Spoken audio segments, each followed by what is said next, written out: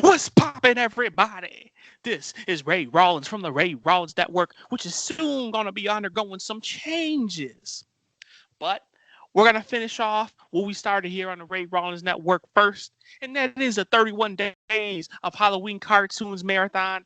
As always, I'm joined by Mr. Alex Payne, and today we are reviewing The Grim Adventures of Billy and Mandy. Episode name, it's too damn long to tell or even to fucking remember. So look at the damn title, and you'll see it. But it's Billy and Mandy's jacked up Halloween. I know it's so hard to remember that about that, but yeah. well, one, I don't watch the series like that. This is my first episode seeing from the series in total. So I'm not gonna remember the name. It's not like it's some SpongeBob that I watched time after time. But hey, it's something that I saw you writ down when you compiled this list together and whatnot, and I was like, damn, that motherfucking episode. Why do they have to say Billy and Mandy twice in the episode title and in the show name itself? That seems pretty damn redundant. I don't know. Maybe like because it is a special, not just like an episode. So maybe the whole thing is entire. Like maybe that specific thing is called Billy and Mandy's Jacked Up Halloween instead of it just being Billy and Mandy. The Grim Adventures of Billy and Mandy. But actually, Well, yeah. look at it this way: Ed, Ed, and Eddie didn't call their special 3 Ed, Ed, and Eddie boo ha wah wah wah. Listen, Yeah. since it's from the same network, I'm taking off points because you suck for that fucking Cartoon Network. It makes no damn sense. The fucking name should not be longer than the goddamn title. The title of the show should not be included in the episode name. That's what you got the show title for. But anyway, first impressions, or actually no, let's do episode breakdown first because that's the right thing to do. Give us the episode breakdown of Billy and Mandy, Billy maybe I and want to Mandy, do the Billy and wrong Mandy, Billy thing. and Mandy, and all this other crazy shit. What? Maybe I want to do the wrong thing. Maybe I want to be naughty. Give us the episode breakdown. Ooh, you sound pissed. But anyway, this episode is about, I guess, the story of Jack, who used to prank everyone in the town. So eventually I guess it's implied that they killed him. So Grim came to, take him to the next life or whatever. And, Jack stole his scythe. And, he had Grim had to grant him eternal life to get the scythe back. But, Grim decided, you cheated me, I'm going to take your head, literally. So he cut off his head and Jack replaced it with a pumpkin head. So come to present day, I suppose. Him, as in Grim, Billy and Mandy are trick-or-treating, and Billy is deaf as his Halloween costume, so he carries Grim's scythe around. And eventually he ends up at Jack O'Lanterns, as they call him, house. And Jack eventually gets the scythe from Billy and opens up a portal to I guess, the The dark world. underworld. Well, yeah, that. The underworld and all type of evil demons come and fill up the pumpkins and trees and everything comes to life and they're pretty much taking over the world. So it's up to Mandy to help them. And that's pretty much the episode. Here's how the real description of the episode should have went. This is the story of how the jack-o'-lantern became, what it was. Because I always wondered, and I never knew until I heard it on a podcast a couple days ago. I don't want to call it a podcast, like a live stream from an anime YouTuber, of how the whole jack-o'-lantern came to be what it was. And they even brought this up, and this is after we compiled our list. That's why I was excited to, review this episode. I'm like, oh shit, I finally get to see what they're talking about, what they were talking about on this show or this little live stream and whatnot.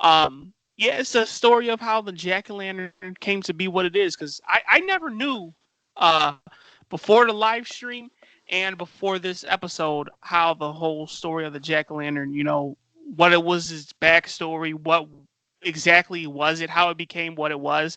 Did you know what it was? Or Well, No, everybody knows what a jack-o'-lantern is, but did you know the backstory behind it? Is what I meant. no, I didn't know. So this is based on a true story then, or based on lore? Not yeah. I guess you could say that, but if my understanding is correct, the actual lore in real life is a hell of a lot darker. So I wasn't paying too much attention to what the YouTuber was saying. So, Great but job, anyway, great job. no. But I mean, come on. Was I supposed to really? I was doing other important things at that time. So, and I really was, despite the jokes that I'm sure you want to make. But let's get into moments. I gotta say, one thing that really kind of piqued my interest is, you know what? I'll save that for the review. But one thing that really got me is when they stopped at, I think it was the first lady's house, right? It was this old fucking lady, and she was mean as hell. Like, I before I even get into this whole story, or of explaining this moment, my niece was telling me how she had one old person or one adult like give her like actual fruit for Halloween candy last year. And I was wondering like, is that really a thing? But I mean, she told me and her parents confirmed, and I'm like, yo, people for real giving out candy out here? I mean, fruit and shit out here? I mean, it's not a bad idea, but you got to look Listen, at some it through a people kid's even cut more perspective. coal, like some people even more coal. They give out friggin' pencils and pens and shit. Oh, damn. Is that a trick or a treat? I don't know. It depends on which perspective you're on. I think it's a trick. You thought you're getting candy? Haha, nah, bitch. You getting pens, pencils, or fruit, hoe. But Yeah, do your I look at homework. it this way. I look at it this way though. They motherfucking got this old bitch good because that Mandy man. I swear, like Billy, and it's kind of like the whole Ed and Eddie thing in a sense. I mean, you can kind of compare the two. Like, you're always gonna have the dumb character. I don't care which cartoon you're Yeah. watching. You're always gonna have that one dumb character. But in this case, like this Mandy bitch, I swear she's got to be seen. She's like some gothic, depressing motherfucker. Like, I Yeah, don't fuck you with got it Mandy right to on be the honest head. with you. She is one depressing motherfucker, and that nigga. Oops. That hold on. Gotta cut that out. Why? Okay. That boy Irwin, whatever the hell his name is, man, he just wanted her love so damn bad. Like, he's trying to do everything to I'm not gonna motherfucking win her lie. over. He was one of the best things for this episode for me, though. Because, like, all of his For real? attempts were hilarious. Yeah. Yeah, he was hilarious. Like, Especially that last one. Especially that last one. aren't I pretty? Aren't I pretty, And it's boy? like, Get your and then goof it's like, ass. aren't I scary? I'm a turtle. I'm a female red shell turtle. And I got my eggs. Pretty creepy, huh, Mandy? He's like the less cooler Steve Urkel trying to impress Laura Winslow. I swear, that's Oh, I don't exactly know if what he less is. cool is the right. I don't know if less cool is the right description, but Man, Steve Urkel 'cause dope. He ain't got. I think they're equally uncool. Well, they're equally uncool, but to me, Steve Urkel's dope as fuck just because who he is, you know. But anyway, and you know what? I guess Steve Urkel somewhat had a shot because he eventually did end up getting Laura. I don't know if Irwin ended up getting Mandy or what, but you know, hey, it is what it is. Um, Jack's laugh too. It's I don't want to say I can't say it's maniacal, but it's just so weird. Like I can't. No, I wasn't a big fan of it. I was expecting like a more sinister laugh. Like it wasn't. I couldn't take him seriously just by the way he was laughing. Like, you sound like a motherfucking weirdo. What you think? I don't know. See, my thing with that is like I feel like you and with stuff like this, you always got to bring into question if he was expected to be taken fully seriously. Right. Because I'll say this for sure. He definitely sounded way more convincing than the freaking guy who played the villain in Danny Phantom. Yeah. I knew you were gonna say that. I knew, and I was gonna bring it back to that too. which we He will definitely show sounded more later on, convincing than that. nearing the end of this marathon, because we reviewed that before this. But anyway, yeah, you're right. You're 100% right. I gotta say too, it's just like, man, I don't know, like, what are your overall thoughts on Man? I felt like she's the one who brought this episode down to me, man. If I'm being honest, I wasn't digging her character, and like I said, Well, this see, this is my first time actually seeing this series. Um, so I'm giving it the benefit of the doubt. Overall, it had a darn good story. Like the whole story of the founding of the Jack o' Lantern and whatnot, how it came to be what it is today. Like that, they did a good, like, had a good beginning setup and a good ending. Obviously, story structure wise, it was good. But it's just like that little man. I don't know. I don't know. It's kind of that's who the character is. That's Mandy. But it's just like, man, I don't know. mhm. I'm not fucking with her character. I'm not gonna take off points or criticize it on that front. I just don't like the character. That's all I'm saying. See, What you see, think? it's been because this definitely something that's been a very long time that I've because I said I haven't seen Family Guy in a very long time, and I haven't seen Ed and Nettie in a very long time. But this, I legit haven't watched this show since 2008, easy. So Ooh. it's definitely been a while, and that's like a guess. It probably was even longer than that since I've seen an episode of the show. So I can't remember anything of it. I remember that I used to watch it. I vaguely recall that I used to watch it a lot, and it was one of my favorites, but I can't really say that Mm-hmm. for sure. But I know I used to watch it Right. whenever it was on. So I'm saying this all to say that I don't remember what my perceptions, if I even had any, of Mandy is, but I think that's just part of the dynamic, I guess. The main, yeah, I guess main is the correct word, the main golf girl and the dumb idiot. Because, Right. yeah, because if I remember correctly, right, just for the context sake, if I remember correctly, Billy and Mandy not tricked, they did they had some sort of bet with Grimm, and that's how they ended up in, because, like, if they won, then he basically had to hang out with them for the rest of their lives. So that's how come they're all together in the first place. Oh, So okay. I don't remember nothing much of it. I just vaguely remember that aspect of it, so I'm just giving that for context sake. But basically what I'm saying is, I think I kind of, it's probably that isn't sure the best in this episode, but it's probably a really good dynamic of her being mean, him being a blissful idiot, Right. I guess. I don't know. And that's kind of how I got it too. It's just like, obviously she's the one leading the pack, and like you said, Grimm's just there just to be there, and I was gonna say Ed, but what the fuck is his name? Billy Billy.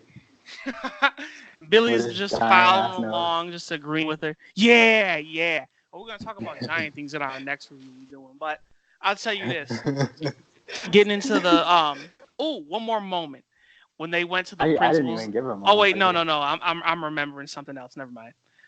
Um, but to get to the final review, like I said, this is my first time actually watching the episode or the series in general.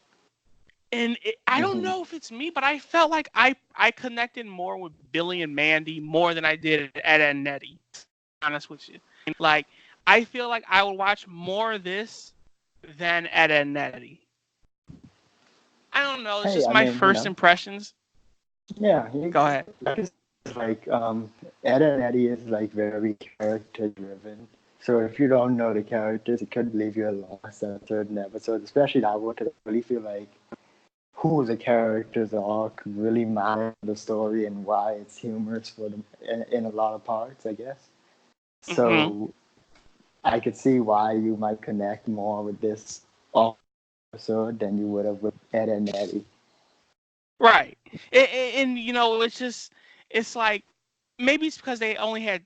Well, no, the plot of this episode is centered more towards Jack and the Jack o' Lantern, not um, Ed and his horror fetish, I suppose, if you want to call it that.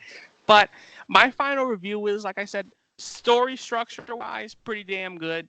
They told a nice full story in 30 minutes. I'm very simple on my critiquing of episodes. So I personally enjoyed like like I said, for picking this up and watching this the first time, um, I really enjoyed the characters of Billy and Mandy. Mandy's a hoe. Like fuck her. I hate her. But it's I'm not putting that against like the show rating or anything like that. Um, like I said, the number one way to hook me in to get me good rating out of me is story wise. Like if you have a good structured story, I can follow well. You have little comedy bits tossed in there to get me laugh a little bit, and get me real good into the characters. You got me won over. So I'll give this one a nice solid 7. Wasn't the greatest, wasn't the worst, somewhat in the middle. I'll give it a nice C. Good 7 out of 10. Cool. I think this episode and a moment I want to mention. It was funny to me when Jack O'Lantern took Grimm's scythe at the end when Billy had it, and he was gonna cut Grimm's head off, and I almost said, "Ed, too, you down. You infected me with it." Ha Billy was like, ha. Billy was like, "Oh, his head is the top. Come on." And then he's like, "Oh, if I cut it off with the scythe, then it's permanently off." And then Billy's just like, "Well, you're fucked," and then just left. Pretty much. It's like, "Oh well, good job. Nice knowing you," and just left. Cool. Just no remorse. That's how you But can tell they're not really friends. I think they're friends. Though. They really care about each other. But I don't see this dude about to die. This dude just walks off. I mean, granted, he's yeah, but I not think that that plays smart in to the his head, idiocy, but though. yeah. Because when he was walking down, it like dawned on him, "Oh wait, Grimm's in trouble." But I agree. It was cool. It was nice. I wasn't really that into it. I don't know if it was because I had a day or what, but I thought it was pretty good, decent though. So I think I'm gonna give it Mhm. the same as you, a 7. All right. Well, there y'all have it. Both 7s from me and Alex on Billy and Mandy's the Grim Adventure of Billy and Mandy, whatever the hell the long ass name of this episode is. Refer to the description as always. My name's Ray Rawlins. His is Alex Payne. This is the 31 Days of Halloween Cartoons Marathon on the Ray Rawlins Network, soon to be undergoing changes. And as always, we will see ya when we see ya. Peace.